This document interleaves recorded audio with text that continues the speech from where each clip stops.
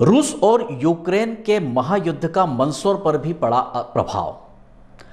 मंदसौर की बेटी प्रगति जो डॉक्टरी पढ़ने यूक्रेन में है, वह महायुद्ध में फंस गई हैं। माँ का रो रो कर बुरा हाल हो रहा है, दादाजी ने बिस्तर पकड़ लिया है और संपर्क नहीं होने से भाई भी दुखी है।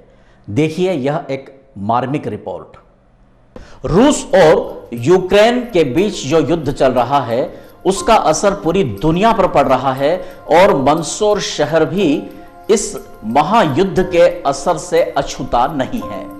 मंदसौर की बेटी यूक्रेन में फंसी हुई है, उसकी मां का रो रो कर बुरा हाल हो रहा है और अपनी पोती पर आए संकट के बादल से उनके दादाजी इतने व्यथित हो गए हैं कि उन्होंने बिस्तर पकड़ लिया है।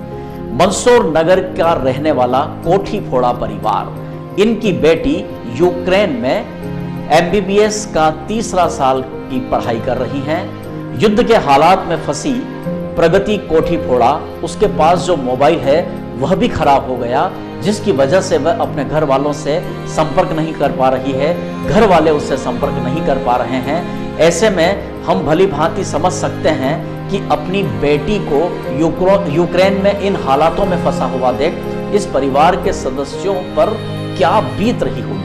हमारे संवाददाता शाहिद चौधरी ने एक खास पड़ताल करते हुए कोठी फोड़ा परिवार में पहुंचकर प्रगति कोठी फोड़ा जो यूक्रेन में डॉक्टरी की पढ़ाई कर रही हैं, उनके परिवारजनों से बात की।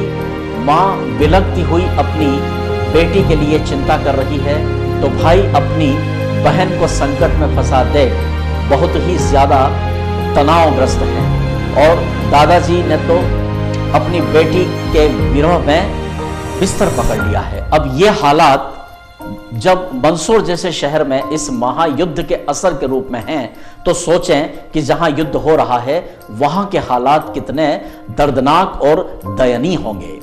हम सुनते हैं जो बेटी मंदसौर की यूक्रेन में है और वहां से निकल नहीं पा रही, उससे संपर्क नहीं हो पा रहा, उसकी मां का क्या हाल है, उसके मां के मन की अभिव्यक्ति क्या है, हम सुनते हैं। हाँ सर, मेरा नाम निशा कोटीफोड़ा है, बेटी का नाम प्रगति कोटीफोड़ा है। वो यूक्रेन में एमबीबीएस करने के लिए गई हुई है। उसको थर्ड ईयर चल रहा है। अभी वहाँ मुझे सबसे बड़ा डर यही लग रहा है कि वो बच्चे कैसे आएंगे। बस बच्चों की ये फिक्र लग रही है हमें कि वो ऐसे फंस गए। वो खुद भी डर रही है वहाँ और उसका मोबाइल भी ख़राब है। सर, सबसे बड़ी प्रॉब्लम उससे बात पूरी नहीं हो पा रही है। कभी कभार बात होती है तो इतना उसको भी डर लग रहा है कि वो भी अकेली बच्ची है और हम भी यहाँ अकेले हैं। न तो खाने में मन लगता है, न पीने में, किसी में भी नहीं, और न सोने में किसी में भी नहीं लग रहा है। और सर उसके दादाजी तो उसकी बात सुन के, ये न्यूज़ सुन के ही दादाजी उसके बिस्तर पकड़ लिया और ज़्यादा उन्होंने। भाई निखिल कोठी फोड़ा अपनी बहन के लिए जो दिल का दर्द है उसे इन शब्दों में बयां कर रहे हैं। मेरा नाम निखिल कोटीफोड़ा है। मेरी लिटिल सिस्टर प्रगति कोटीफोड़ा यूक्रेन में एमबीबीएस की डॉक्टरी की पढ़ाई कर रही है। वो वहाँ पे फंसी हुई है। हम उससे प्रॉपरली कम्युनिकेशन भी नहीं कर पा रहे हैं क्योंकि उसका मोबाइल रिसेंटली ख़राब हो चुका है और वो बाहर लेने अगर जाएं तो वहाँ पे प्रॉब्लम फेस करनी पड़ेगी उसे।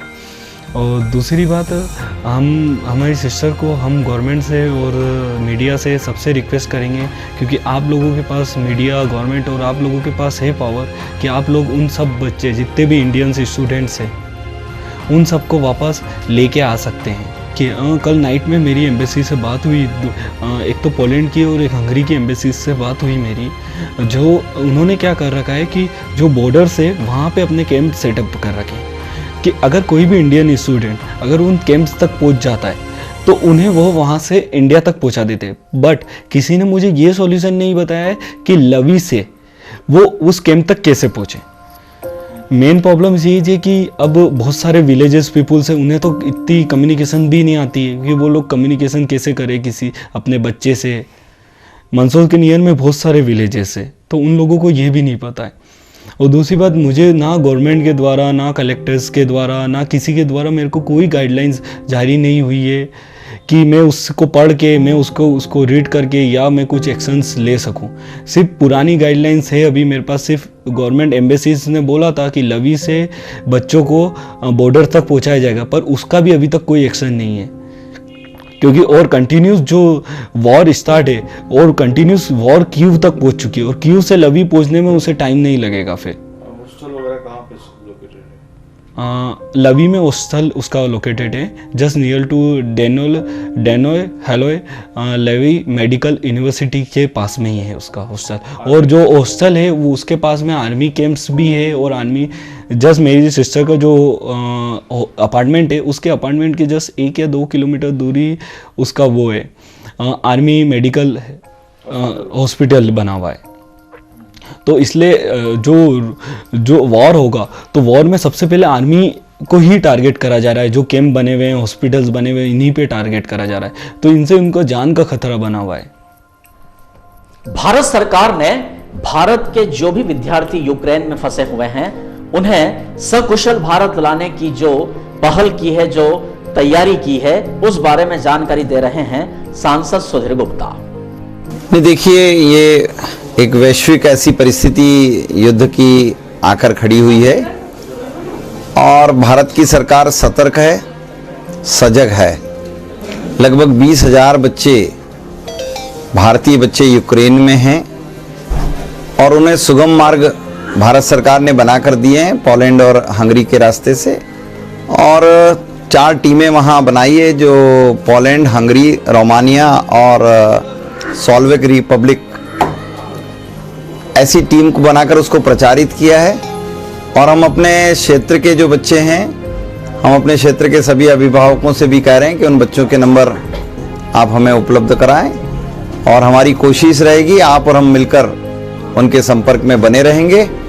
और मेरी प्राथमिकता रहेगी कि संसदीय क्षेत्र के बच्चे वहाँ राजदूतावास के संपर्क में रहें और भारत सरकार की जो व्यवस्थाएं बनी हैं उन्हें लाने की उनको उस व्यवस्थाओं के साथ जोड़ते हुए हम उन्हें निकाल कर ले आने में सफल होंगे। बहरहाल यह अपने आप में बड़ा ही मार्मिक मामला है कि किसी परिवार की बेटी एक ऐसे देश में, एक ऐसे शहर में है जहां महायुद्ध की विनाश लीला सामने दिख रही है।